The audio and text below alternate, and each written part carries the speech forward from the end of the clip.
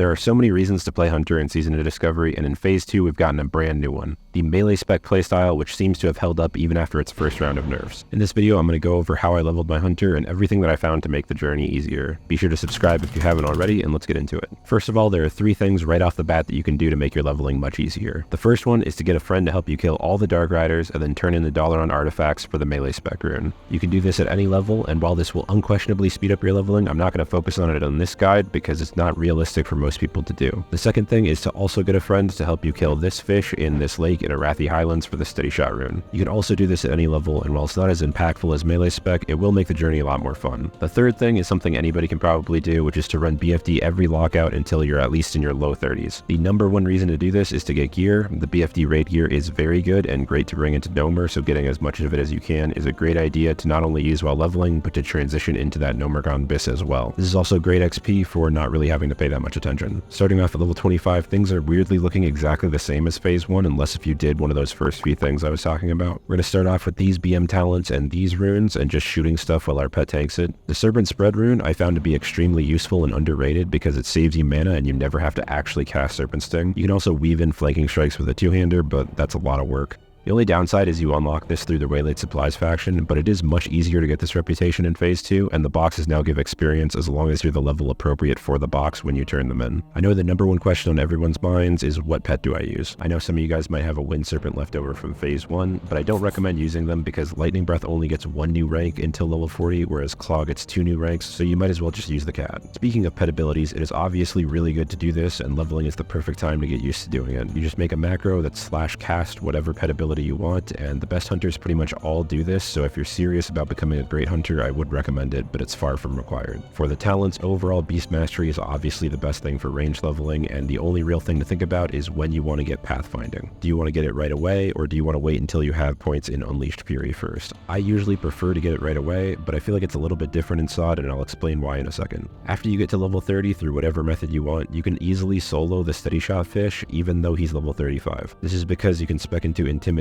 which will give your pet threat from his auto attacks, so you don't have to worry about Growl or Feign Death getting resisted. Though you still probably don't want to cause too much threat, you might just want to auto shot him down and mend pet when needed. After you get Steady Shot, you might notice that this is not the Steady Shot from Wrath of the Lich King, this is the Steady Shot from TBC. That means your auto shots will not go off if you are currently casting Steady Shot, you have to weave it between them. Because of this, I switched to using this weak aura, and I think this is by far the best Hunter weak aura HUD, because it shows the time for the auto shot wind up, and you can actually queue up abilities during that time and the auto shot will still go off. This weak aura and everything else is in the Discord link in the description. Steady Shot does not hit very hard at all, but it is extremely mana efficient. I pretty much just started off with multi-shot, which also is going to apply Serpent Spread, Serpent Sting, then weave in steadies between my autos. The major downside of this is you can't move while steady shotting, which is unlike normal vanilla Hunter. Usually you're moving around all the time. The attack speed proc from the improved Aspect of the Hawk talent also works on Steady Shot, and Aspect of the Hawk will give your pet attack power as well on Season of Discovery because it scales with our range attack power. So because there's so many great benefits to being an Aspect of the Hawk, and we're kind of just standing still anyway, Pathfinding loses a lot of its value, which is why I got it later. This also means sniper training can be an okay alternative to Serpent Spread if you don't have the rep. Because Steady Shot has a set cast time, you want a slow weapon, that way your auto shot doesn't come up while you're still casting the steady. Also, Steady Shot's damage is % weapon damage, not weapon DPS based, so a slower weapon would hit harder with the Steady Shot. So while slower is better, medium ones that aren't going to clip are okay, whereas fast ones are just horrible. As far as skill progression goes, you'll want to train at 26 and 28 for Rapid Fire and Aspect of the Hawk. Level 30 is a no-brainer for Feign Death, and then I would skip 32 and 36.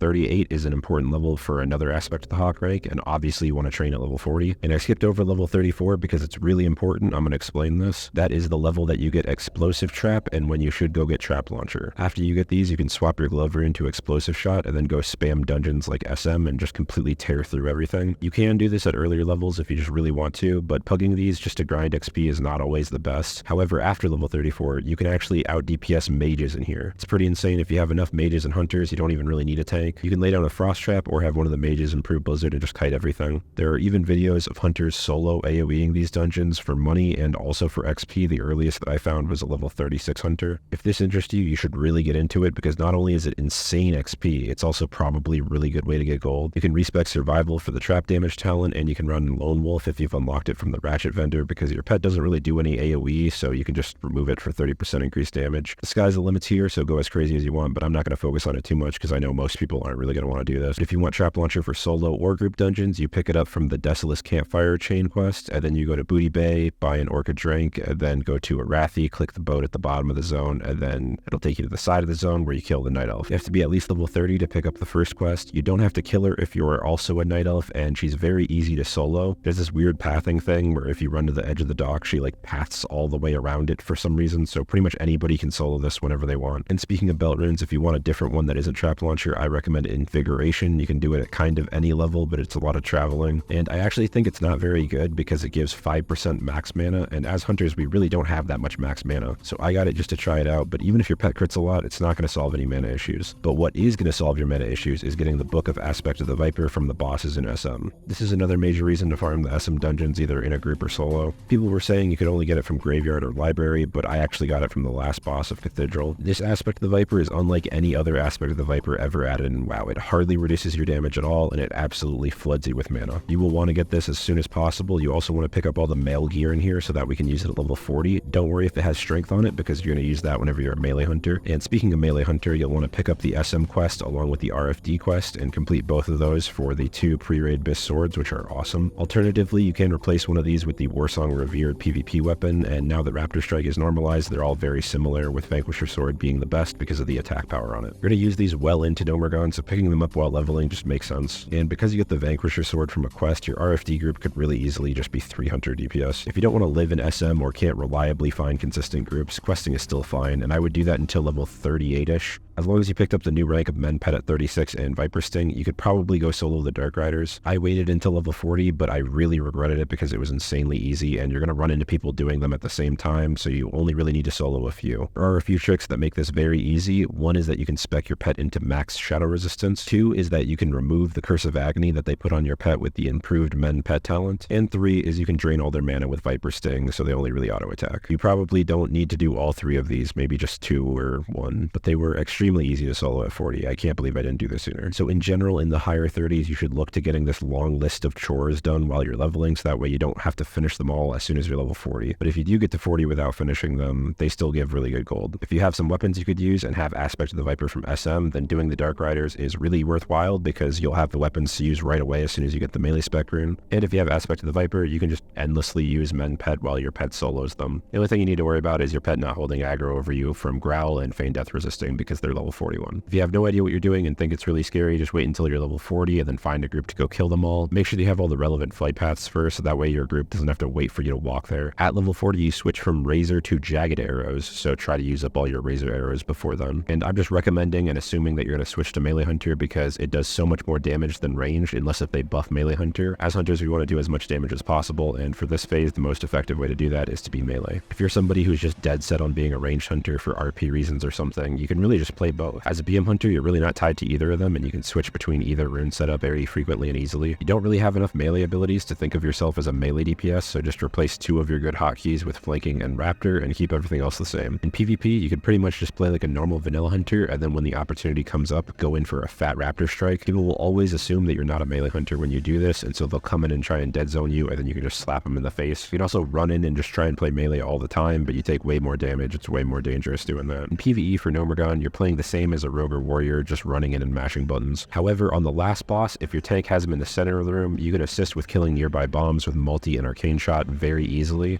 with your normal melee rotation. And this can really help your group out. However, if you need to literally kill every single one of them yourself for some reason, you'll probably want Chimera Shot as well. Also, don't forget, without Trap Launcher, you can still use traps. You just have to feign death to leave combat first, but since we're already in melee, it's perfect. The trap will just go right on the boss. Feign does not use a global, and so you can macro the trap and the feign together, and you also need to make sure your pet is not auto-attacking, because if it does auto-attack, it'll put us back in combat when we feign, so you want to include /pet passive in it, and then make sure that you go back to telling him to attack right afterwards. Because of this, the hunter has way better cleave and AoE DPS than rogue right now, so you at least want to take advantage of this on trash, and you really have no mana problems with Aspects of the Viper anyway. In summary, leveling your hunter in phase 2 is pretty similar in speed and behavior as phase 1. The addition of Steady Shot, in my opinion, is really fun, but it doesn't make a huge difference on your leveling because the damage is so marginal. I kind of expect it to get buffed later on. Because of this, as soon as you get the melee spec rune, you should pretty much never be taking it off in almost any situation. The phase 2 hunter really has nothing to complain about in my opinion. opinion. Beast Mastery talents are so well-rounded, you can use them for leveling, PvP, PvE. There's really just no reason to respec unless if you're exclusively doing some Giga Chat AoE stuff. And this is a benefit that not every class has. While you might find the contrasting playstyles of ranged and melee within the class to be jarring, being able to switch between them anytime, anywhere is a massive upside.